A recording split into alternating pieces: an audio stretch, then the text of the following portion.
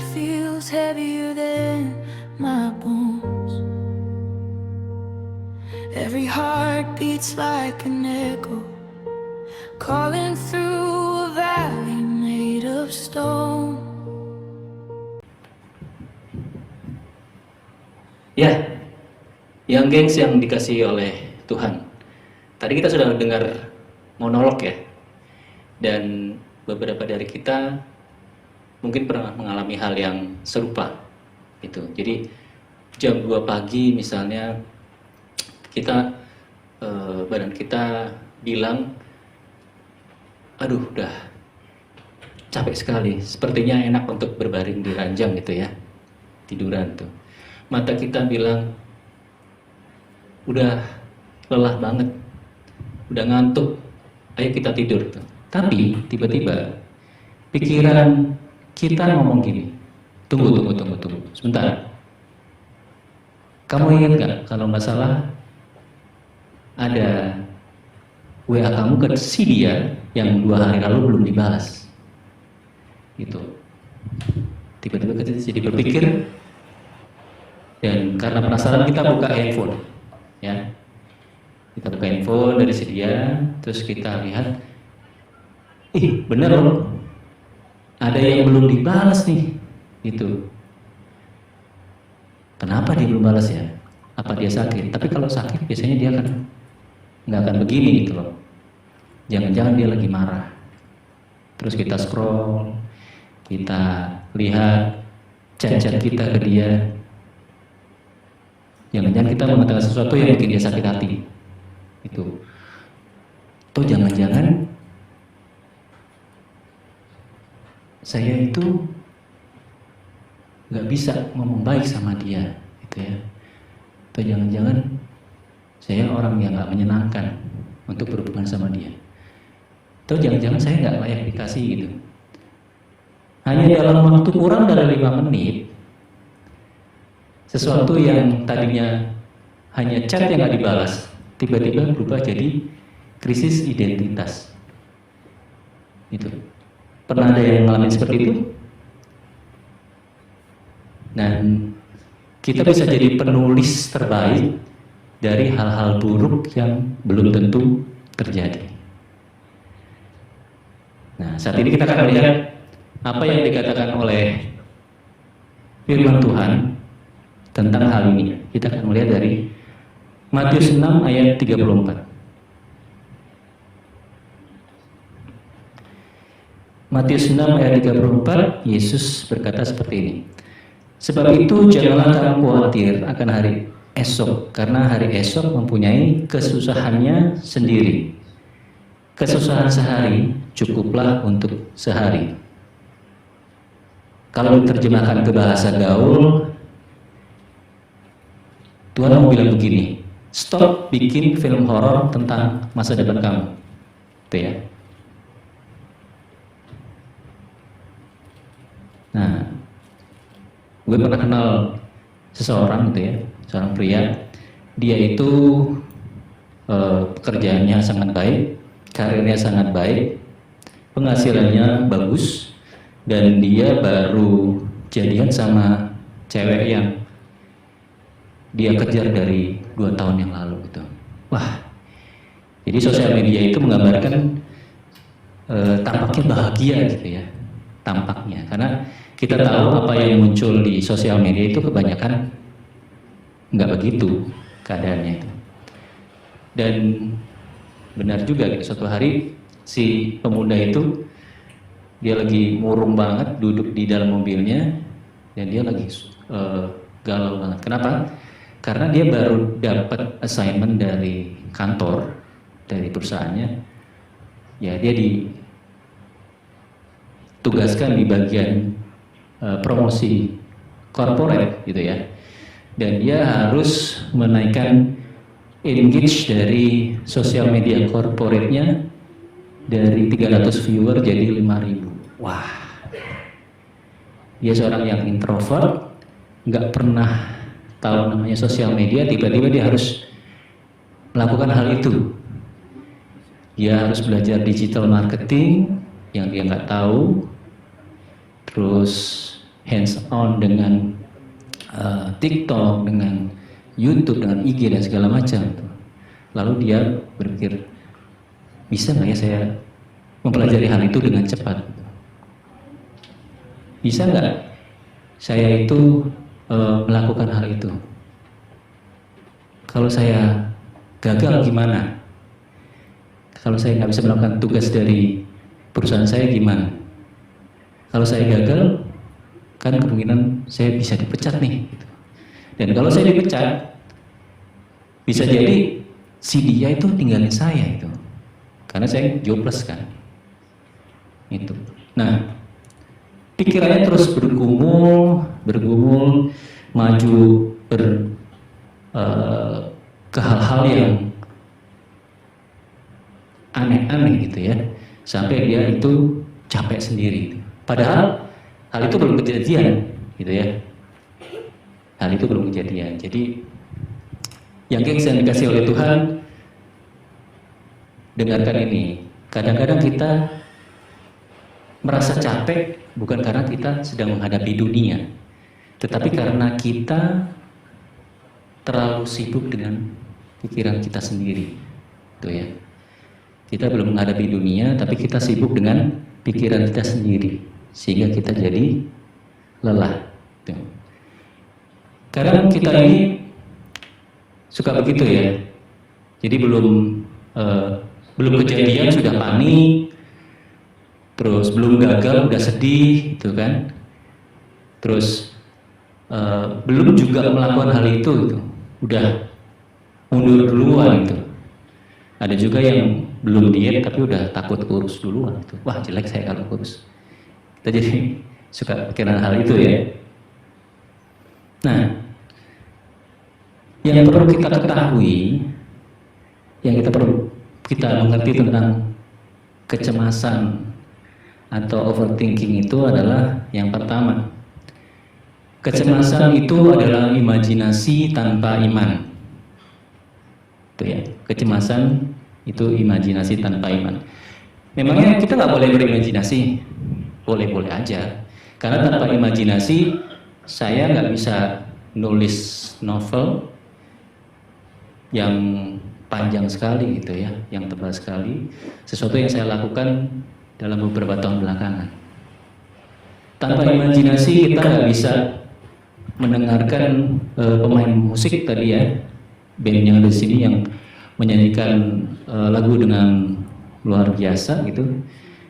Dan semuanya itu tercipta karena mereka punya imajinasi dari nada-nada gitu ya. Punya imajinasi itu boleh, tapi bagaimana dengan imajinasi tanpa iman? Kita akan mendengar dari 2 Korintus 10 ayat 5. Kami mematahkan setiap siasat orang dan perdubukannya, setiap kubu yang dibangun oleh keangkuhan manusia untuk menentang pengenalan akan Allah. Kita state begini, kami menawan segala pikiran dan menaklukkannya kepada Kristus. Jadi artinya, nggak semua imajinasi kita itu sesuatu yang baik, gitu ya. Nggak semua yang kita pikirkan itu adalah sesuatu yang benar, gitu. Kadang-kadang di kepala kita tuh ngomong gini, semua orang kayaknya lagi ngomongin saya deh, semua orang kayaknya lagi nggak senang sama saya. Itu kepala kita berpikir begitu. Tapi mungkin pada kenyataannya orang yang kita pikir lagi ngomongin kita mungkin sedang overthinking sendiri gitu loh. Mereka sedang mikirin diri mereka sendiri gitu ya. Jadi mereka sibuk dengan diri mereka sendiri dan nggak mikirin kita sebenarnya. Dan bisa jadi juga orang yang kita pikir lagi ngomongin kita, itu dia juga berpikir sebaliknya. Dia juga berpikir bahwa kitanya yang lagi ngomongin dia itu. Jadi itu adalah imajinasi tanpa iman. Nah, makanya kenapa kita harus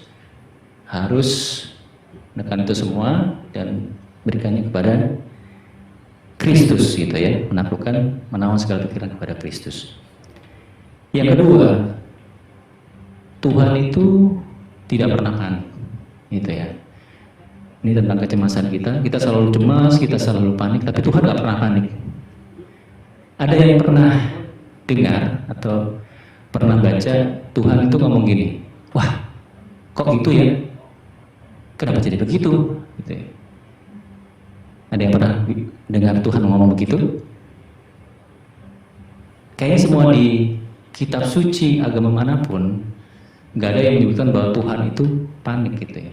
Tuhan itu seorang pribadi yang sangat firm, yang sangat tahu segala sesuatu, dan dia itu seorang yang tahu kemana arah tujuannya itu ya, tidak panik.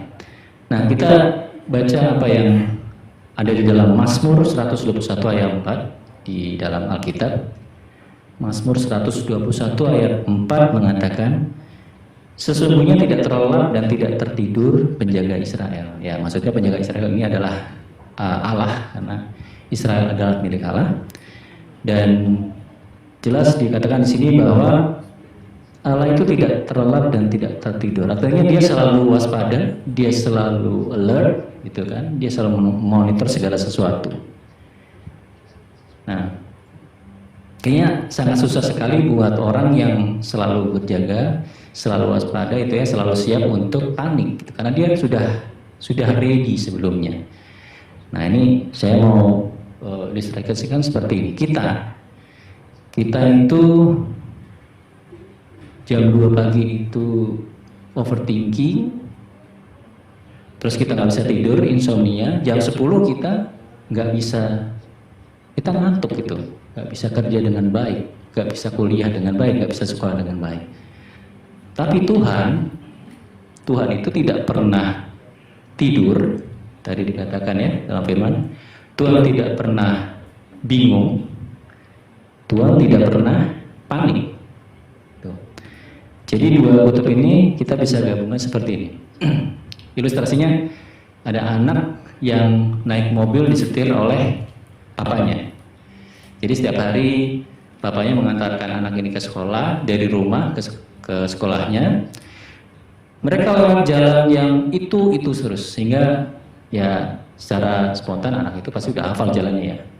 Tiba-tiba suatu hari jalannya berubah. Anak ini ngeliat, tuh, kok kita nggak lewat toko es krim yang biasa kita lewatin? Kok kita nggak lewat taman-taman yang biasa kita lewatin itu? Wah, ini jangan-jangan kita tersesat gitu kan? Anak itu jadi panik gitu. Papa, kita tersesat gitu. Kita nyasar. Tapi papanya diem aja. Kenapa? Karena papanya itu bisa nyetir, papanya tahu jalan, dan papanya saat itu pegang GPS. Gitu. Dan saat itu kenapa mereka tidak melewati jalan biasanya? Karena ayahnya tahu ada perbaikan jalan dari rumah ke sekolah anaknya, sehingga dia lewat jalan yang lain.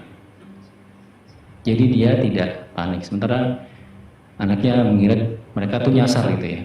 Nah, kalau kita hubungkan dengan kehidupan kita, sebenarnya yang salah tuh bukan seperti tadi anak tadi berpikir, bukan jalannya yang salah, bukan kondisinya yang salah, bukan keadaannya yang salah, tapi kita yang tidak percaya pada orang yang memegang kemudi dari kehidupan kita, gitu ya. Jadi bukan jalannya yang salah, bukan kondisinya yang salah, bukan keadaan yang salah, tapi kita kurang percaya pada yang mengemudikan kehidupan kita, karena jalannya lain gitu ya. Nah, jadi kita harus ingat bahwa Tuhan tidak pernah panik. Maka kalau kita sedang panik, kita harus ingat itu. Dan poin ketiga adalah kita punya cara keluar dari overthinking ini atau kecemasan. Kita baca dari Filipi 4 ayat 6 sampai 7. Janganlah hendaknya kamu khawatir tentang apapun juga, tetapi nyatakanlah dalam segala hal keinginanmu kepada Allah dalam doa dan permohonan dengan ucapan syukur.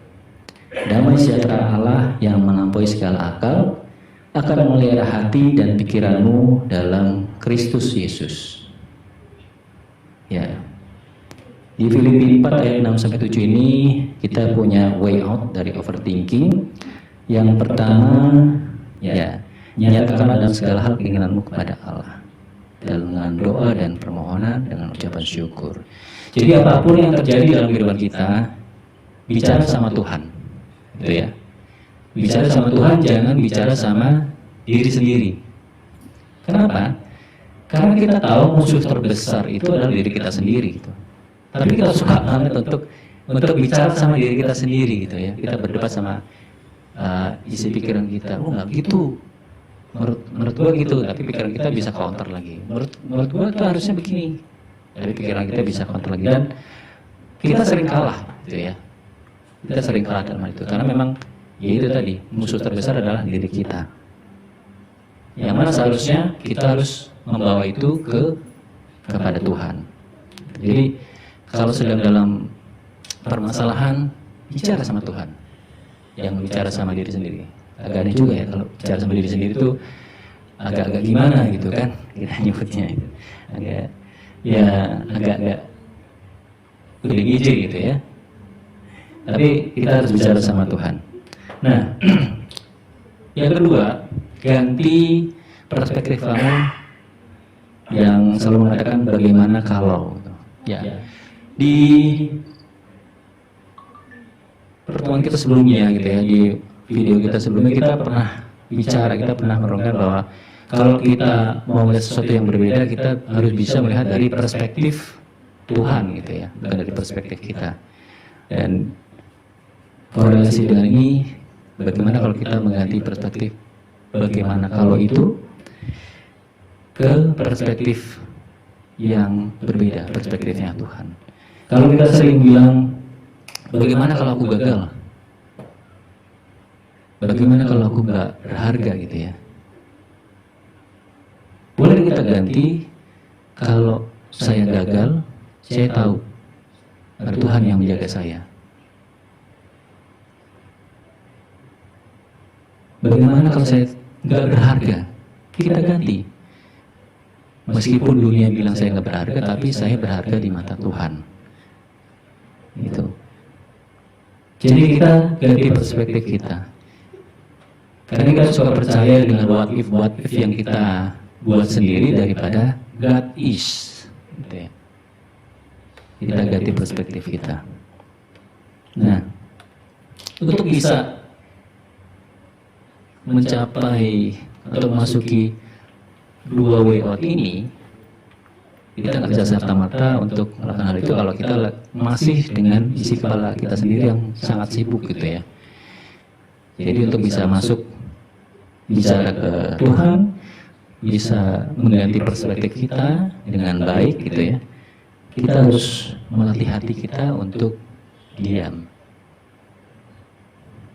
Tuh. Karena jujur ya, kadang masalah kita itu bukan kurang solusi. Masalah kita itu tidak bisa terselesaikan bukan karena kurang solusi, tetapi karena kita kebanyakan simulasi di kepala gitu.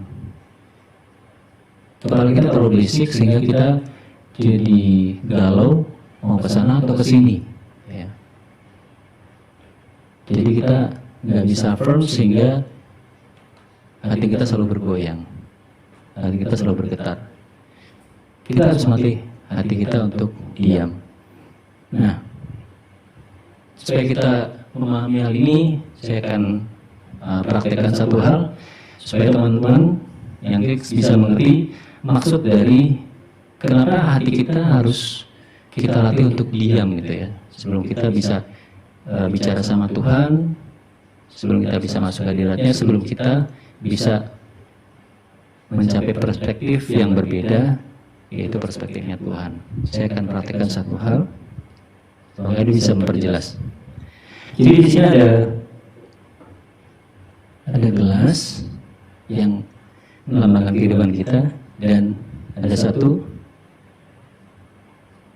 hal yang ada satu masalah atau keadaan yang ada dalam kehidupan kita gitu ya.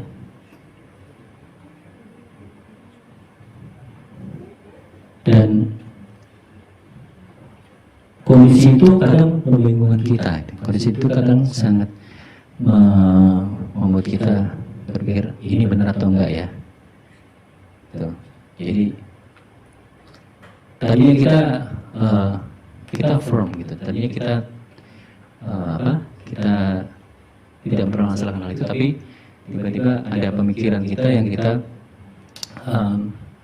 kayaknya nggak gini, kayaknya nggak gitu ya, sehingga ini mulai bergoyang gitu kan, sehingga akhirnya mulai keluar itu. Ini yang membuat kehidupan kita jadi bermasalah, gitu ya. Akhirnya mulai keluar, dan itu belajar kemana-mana. Ini yang terjadi dalam kehidupan kita. Ya, jadi itu sebabnya kita harus melatih hati kita untuk diam. Karena kalau kita tidak diam, ya, bukan masalah airnya itu. Airnya nggak salah, tapi tangannya banyak drama gitu kan. Jadi kalau hati kita, pikiran kita banyak drama, hati kita tuh nggak bisa diam gitu. Jadi harus diam. Kita harus melatih hati kita untuk diam, sehingga kita bisa masuk ke dalam komunikasi kita dengan Tuhan, dan kita bisa mempunyai perspektif yang berbeda dengan Tuhan. Ya, dari hal ini ada pesan buat yang geng semua. Masalah kita sering kali itu bukan sebesar yang kita pikirkan, gitu ya. Tapi hati kita yang terlalu shaky, hati kita yang terlalu gemetar, sehingga kita nggak tahu arah tujuan sebenarnya.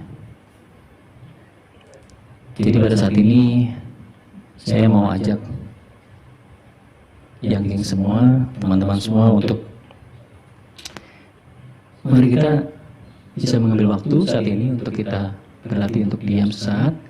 Buat kamu yang ada di luar sana yang mungkin sedang dalam kegalauan, kamu sedang dalam kekecewaan, dalam luka hati, mari saat ini kita menutup mata. Tutup mata kita semua. Ambil nafas, keluarkan. Ambil nafas, keluarkan. Buat hatimu tenang. Sekarang jujur dengan diri kamu sendiri. Apa yang sedang kamu pikirkan akhir-akhir ini?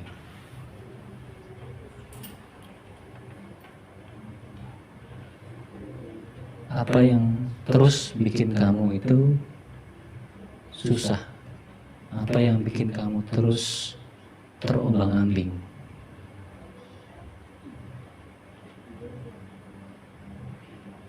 Apa yang bikin kamu gak percaya diri? Apa yang membuat kamu berpikir untuk bunuh diri? Kamu berpikir, kayaknya saya udah gak pengen hidup di dunia ini. Saya kayaknya udah pengen selesai aja dengan dunia ini. Apa yang buat kamu kecewa? Apa yang buat kamu luka hati? Keluarkan semuanya pada saat ini. Keluarkan, dan bukan untuk dipikirkan,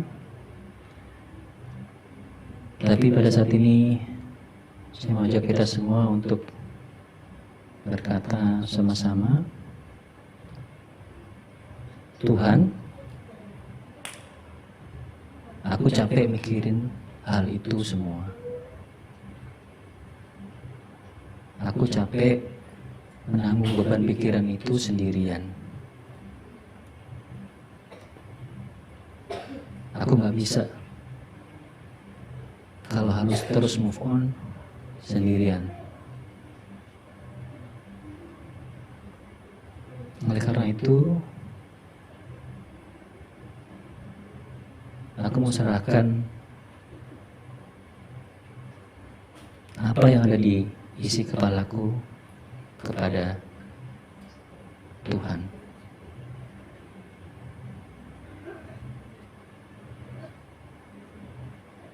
Aku tahu seseorang yang sanggup untuk menanggung semuanya, seseorang yang mau menemani aku, itu Engkau Tuhan.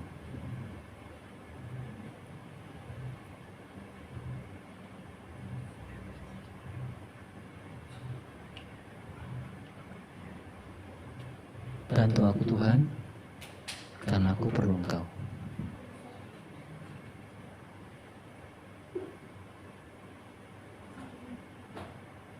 Amin. Ya, kita boleh buka mata kita sekarang. Mungkin saya harapkan kita bisa sedikit lebih lega ya setelah kita sama-sama lakukan itu. Karena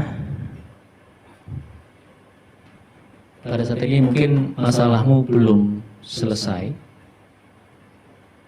tagihanmu masih ada, hutangmu masih harus dibayar, orang tuamu masih ribut untuk mau cerai mungkin, dan ketidakpastian dalam hidupmu masih ada. Tapi dengar ini baik-baik. Tuhan menunggu hatimu tenang, baru Dia bisa memberi kedamaian. Tuhan menunggu hatimu tenang, baru Dia bisa memberi kedamaian. Jadi latih hatimu terus setiap hari, latih hatimu terus setiap hari untuk tenang, untuk diam seperti yang tadi kita sudah lakukan. Dan itu bisa membantu kita untuk healing, bisa membantu kita untuk berkomunikasi dengan Tuhan, menemukan Tuhan, membantu kita untuk melihat segala sesuatu dari perspektif Tuhan. Dan percayalah, kalau kamu harus mencoba, kalau kamu setiap hari overthinking gitu ya, dalam kehidupanmu, coba mulai sekarang healing, melakukan pelatihan hatimu, dan bayangkan kalau kamu mulai overtrusting ke Tuhan, sesuatu akan berubah dalam kehidupanmu. Tuhan memberkati.